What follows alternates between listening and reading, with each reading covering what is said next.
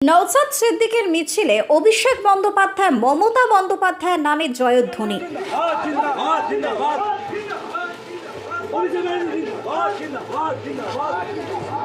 প্রশ্ন উঠছে, এরা কারা? দক্ষিণ 24 পরগনার বিষ্ণুপুরের বাকরাহাট বড় কাছারি মন্দির সংলগ্ন প্রায় 80 থেকে 90টি দোকানে ভয়াবহ অগ্নিকাণ্ডের ঘটনা ঘটে। আগুনে পুড়ে ছাই হয়ে যায় প্রায় 80 থেকে 90টি দোকান। আজ সেই ঘটনাস্থলে পরিদর্শন করলেন আইএসএফ বিধায়ক নওশাদ সিদ্দিকী। দোকানদারদের সাথে কথা বলেন নওশাদ সিদ্দিকী ব্যবসায়ীদের সাথে কথা বলার সময় পেছন দিক থেকে বেশ কিছু ব্যক্তি অভিষেক বন্দ্যোপাধ্যায় জিন্দাবাদ এবং মমতা বন্দ্যোপাধ্যায় জিন্দাবাদ বলে চিৎকার করতে থাকে।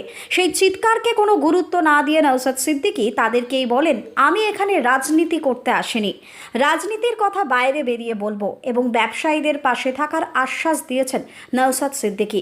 ইনি ব্যবসা যখন পুড়ে গেছিল কোথায় ছিলেন? এখন আমাদের দরকার নেই আপনাকে। যখন আমাদের আগুন লেগেছিল কত ছিলেন? তখন এসে পাশে দাঁড়াতে বলেন যে না আমাদের পাশে এসে দাঁড়িয়েছেন। তখন কোথায় ছিলেন আপনি? এখন আমাদের সান্ত্বনা দিতে আসছেন।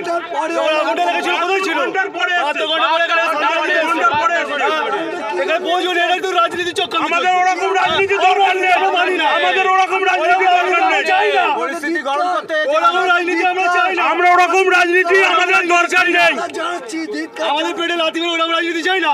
যখন আগুন লেগেছিল কোথায় ছিলেন আপনি? একটু বেশ ছাড়ে আমরা একটু দাঁড়াতে পারলো, যাত্রী এসে দাঁড়াতে পারলো।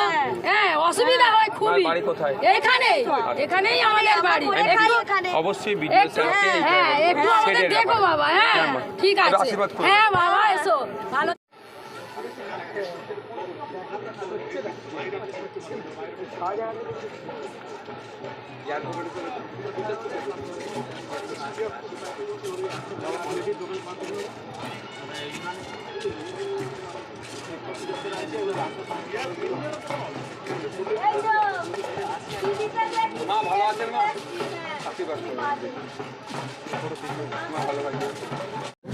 দেখুন, প্রথম বলি, মিডিয়ার মাধ্যমে সোশ্যাল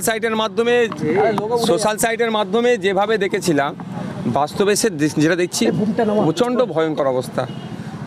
দোকানপাটি প্রায় 70 থেকে 80টা দোকান ক্ষতিগ্রস্ত হয়েছে। দোকানের মালপত্র ম্যাক্সিমাম টোটালি শেষ হয়ে গেছে। তার মধ্যে থেকেও আমার দোকানদার কয়েকজন ভাই এই পুজোর যেগুলো যে আনুষঙ্গিক জিনিসগুলো হয় সেগুলো যারা বিক্রি করেন, কেউ ফুল বিক্রি করেন, সেগুলোকে খুঁজে বার করার চেষ্টা করছে, কিন্তু সেটা তো আর সমাধান নয়। সেটা সারেজমিনে এসে দেখলাম কিছু দোকানদার ভাই তাদের সমস্যার কথা বললো, কিছু দোকানদার ভাই তাদের ক্ষোভও উগড়েছে, যেমন যে এতক্ষণ হয়নি, কেন আসেননি। ঠিক তাদের ক্ষোভটাকেও আমি সম্মান জানাচ্ছি, কারণ আমি একা মানুষ। আমার পক্ষে আমি তো সৃষ্টিকর্তার কাছে ওটা চাই না যে কারো ক্ষতি হোক, আমি যে বসবো ওখানে গিয়ে। সবসময় চাই সৃষ্টিকর্তা কাছে চাই সবসময় সবাই শান্তিতে থাকুক, পরিবারজনকে নিয়ে ভালো থাকুক। ক্ষোভও দেখিয়েছেন, ওটা আমার ক্ষোভটাকে আমি নিইনি পার্সোনালি, কারণ তাদের ক্ষোভের বহিঃপ্রকাশ হয়েছে, সেটাতে ব্যাপার না, তারা ক্ষতিগ্রস্ত হয়েছে। দেখুন, এখন এমসিসি চলছে, আমরা চাইলেই, আমরা বিরোধী দল বলুন বা শাসক যেই বলুন না কেন, আমি রাজনীতি এখানে করতে আসেন, চাইলেই আমরা কিন্তু ক্ষতিপূরণ নিজেদের পক্ষ থেকে কিছুটা হলেও দিতে পারবো না। আমরা অ্যাডভোকেটদের সাথে কথা বললাম, আসার সময় কথা বলছিলাম যে আমরা নির্বাচন কমিশনকে প্রথমে চিঠি করব যে আমাদেরকে এই জায়গায় এই সমস্যা হচ্ছে, কিন্তু প্রায় তো এখন 2 মাস নির্বাচন চলবে, তাহলে কি 2 মাস এই মানুষজন কোথায় থাকবে, কি খাবে? এই 70-80টা পরিবারের ধ্বংস হয়ে যাবে তো। তাহলে সেখানে আমাদেরকে অর্ডার দেওয়া। আর একটা আমরা আমাদের রাজ্য সরকার, আমাদের সরকারকে আমরা বলবো যে যাতে করে তারা নির্বাচন কমিশনের কাছে অর্ডার বার করে প্রাকৃতিক দুর্যোগের ফলে বা এই ধরনের কোনো ঘটনা ঘটেছে, এই 70-75টা পরিবার বা দোকানদার যারা আছেন তাদের ইনস্ট্যান্ট রিলিফের জন্য কেউ যেন অর্ডার বার করে আমার দোকানদার ভাইদের পাশে এসে সরকার যেমন দাঁড়ায়।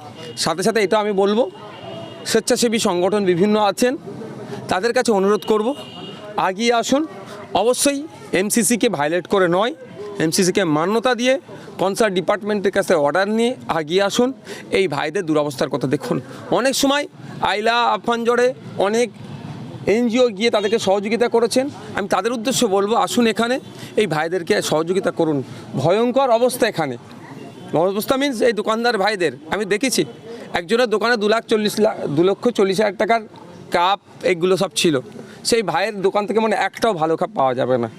সুতরাং সেই ভাইয়ের পাশে এসে দাঁড়ানো দরকার। একজন ফুল বিক্রেতা, একজন পুতুল বিক্রি করে, তার একটাও দোকানে পুতুল নয়। ভয়ঙ্কর পরিস্থিতি। আমি অনুরোধ করবো এনজিওদের কাছেও, সরকার পক্ষকে তো অবশ্যই, যারা বিভিন্ন সময় বিভিন্ন চ্যারিটি করেন তারাও এগিয়ে আসুন, আমার এই ভাইদের পাশে দাঁড়ান। তবে হ্যাঁ, এমসিসিকে ভায়োলেট করে নয়, সেটাকে মান্যতা দিয়ে। মূলত উত্তরবঙ্গে তো ভোট চলছে, তা কি মনে হয় যে ভোটের ফল কেমন হবে? দেখুন, আমি এখানে ভোটের রিয়াকশান দেবো না, মেন রুটে উঠবো। আপনি আমাকে 100টা ভোটের চাইবেন, দেবেন। আমি এখানে ধর্মস্থানে একটা এসেছি আর ক্ষতিগ্রস্ত এলাকায় এসেছি, এই রিলেটেড আপনি যে কোশ্চেন করুন এই রিলেটেড উত্তর দেবো।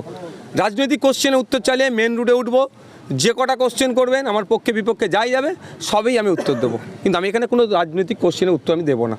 এখানে আসলেন, এখানে সাংসদের নামে স্লোগান দিচ্ছে বা মমতা ব্যানার্জির নামে স্লোগান দিতে পারে, যার ভালো লাগছে দিয়েছে।